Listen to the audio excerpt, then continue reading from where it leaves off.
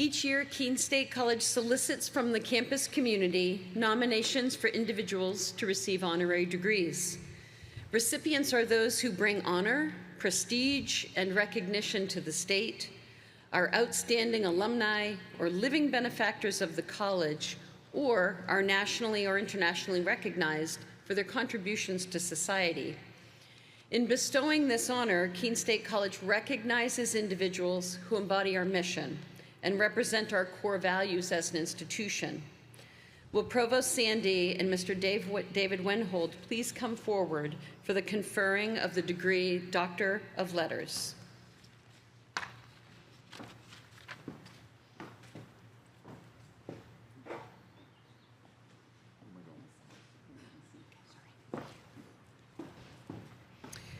After I read the citation, we'll give you the very cool hood, which is right here.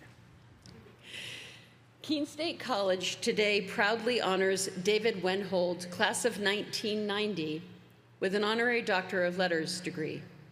We bestow this degree in recognition of Mr. Wenhold's powerful and inspirational story, highlighted but not limited to extensive and admirable philanthropic work, a relentless pursuit of driving positive and meaningful change in government relations and lobbying, and a genuine desire to help others.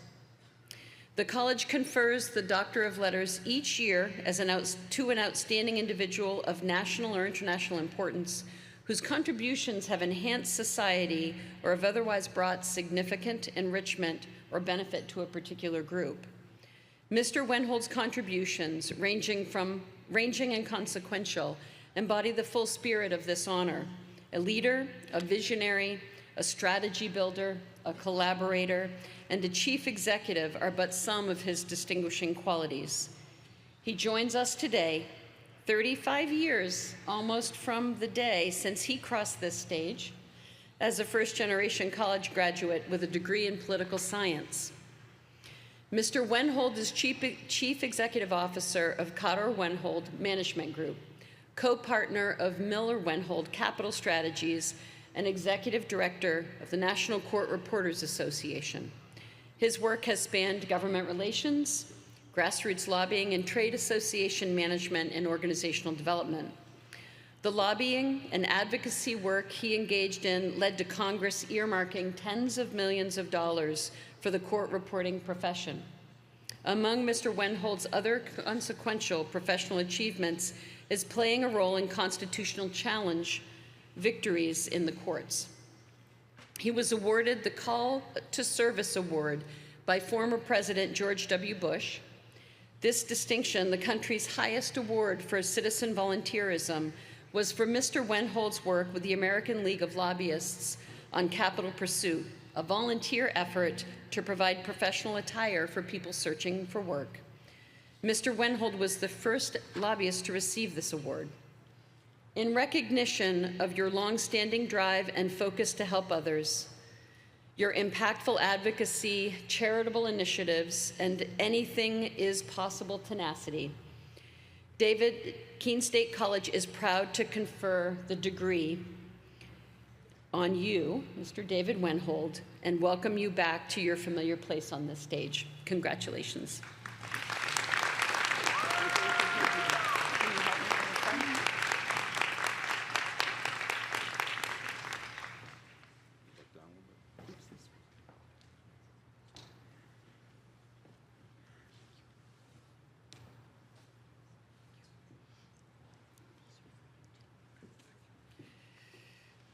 By virtue of the authority vested in me by the University System of New Hampshire, I confer upon you the honorary degree of Doctor of Letters, with all rights, honors, and privileges pertaining thereto.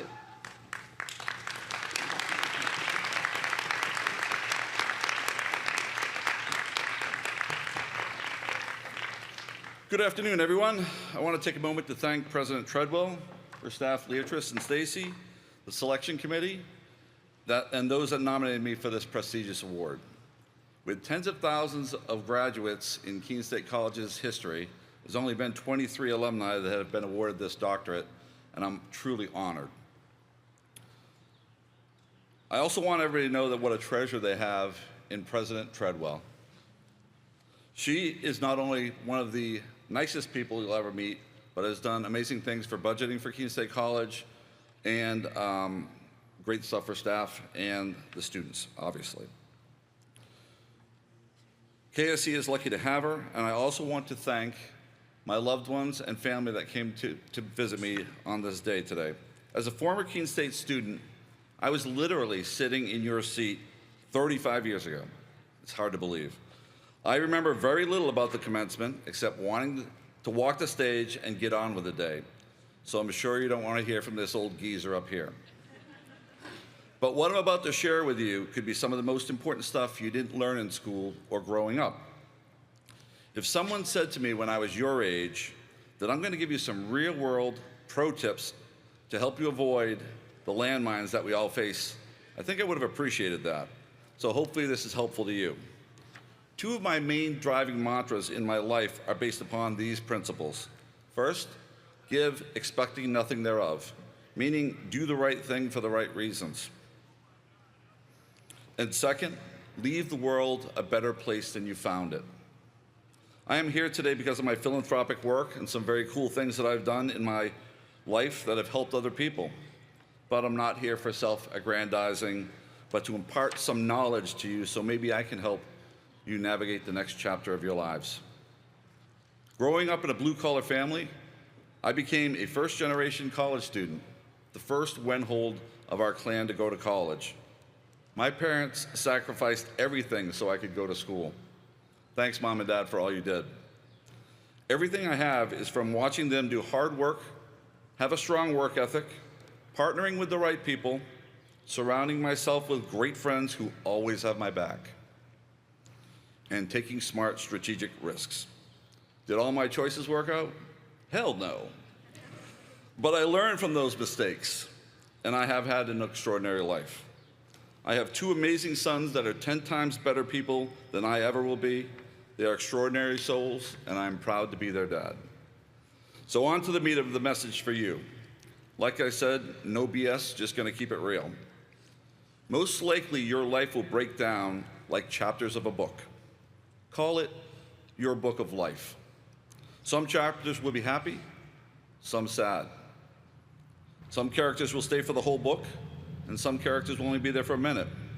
Some will be longer, and some will be shorter. And no doubt, you'll have successes and challenges, but at the end of the day, this is your book to write. So make sure you choose wisely who you have in your book. Here are some things I hope you hear today to take with you as you go off into the future and start your next chapter. Be a lifelong learner and open to exploring new things and new ideas. Everyone knows that the old saying, knowledge is power, right? Well, that's not accurate. For example, if you're standing on a train track and you see the train coming towards you and you do nothing, that's not power.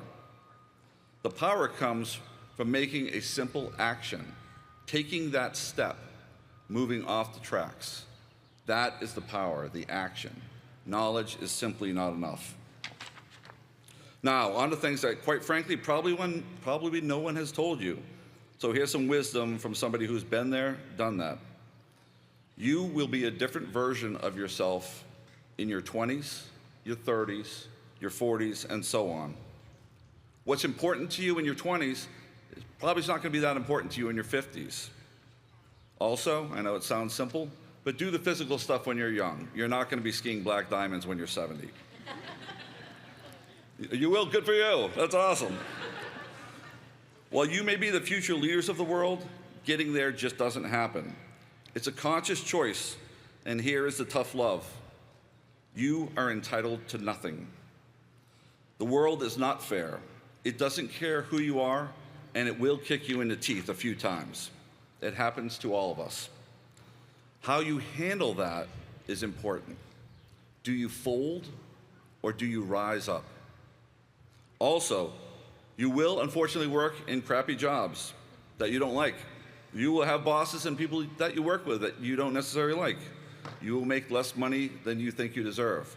But all of these are learning experiences. Take those learning experiences to your next opportunity. Also, you will fail at things.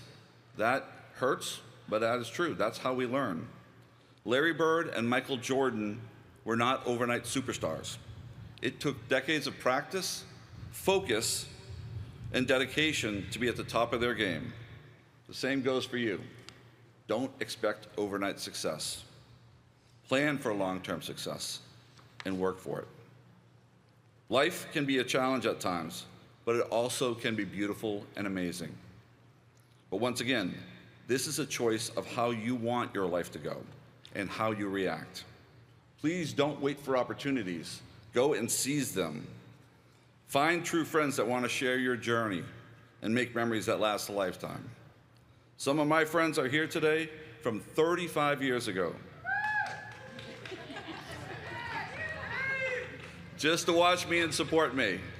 And honestly, the 4 years I spent here at Keene were probably the best 4 years of my life, and I made lifelong friends from that. I want you to go and identify things that matter to you. Invest your time there, whether it's volunteering, sports, helping others, or even trying something new. This is your life to live the way you want to. Don't worry about what others think of you and keeping up with the Joneses. That is a waste of time and energy and really doesn't matter in the long run. I want you to embrace your life. Have all the experiences you can. I have literally climbed mountains and gone to the Celtics finals with my oldest son. I went skydiving and dove on beautiful reefs with my youngest son. I've landed on a 50,000-year-old glacier, dove with sharks and manta rays, seen countless concerts, held my granddaughters, and traveled all over this beautiful country. And I never take a day for granted. Life is short, my friends. Time is also running short, but I want to share one quick story with you before I end. My dad, for his entire life, worked 2 to 3 jobs to keep our family running. He got the standard 3 weeks off a year, and we would go to our camp up in Maine. Now, this was a rustic camp. No running water, an outhouse, you know what I mean. Most days, on his vacation days, he would be working to make the camp better by modernizing it. I asked him when I was a kid, "Dad, you work all the time. Why are you working here now?" And his response is something I'll never forget. He said, "Dave, I do this so others can enjoy it, and I want to leave it better than I found it." Wow, what a lesson. Leave everything in your life better than you found it, and you will find the joy in that. That simple action will fill your soul. So as you make your way in the world, please remember to be kind to people. Help your fellow human because they could be struggling with a challenge that you know nothing about. Do something simple every day for a stranger or a friend. Treat your animals well. Hug your mom every chance you get. Never be afraid to say, "I'm sorry," or "I love you." Both of those things matter. At the end of your time on this rock, I hope you look back on your book of life and say to yourself, "That was a life well lived." And that old geezer at commencement had some good advice. I hope you can take some of this information and utilize it because it comes from a place of me wanting to give back and give you a head start because I was literally where you were. So, congratulations, and I wish you well and great success. Now, go live your lives.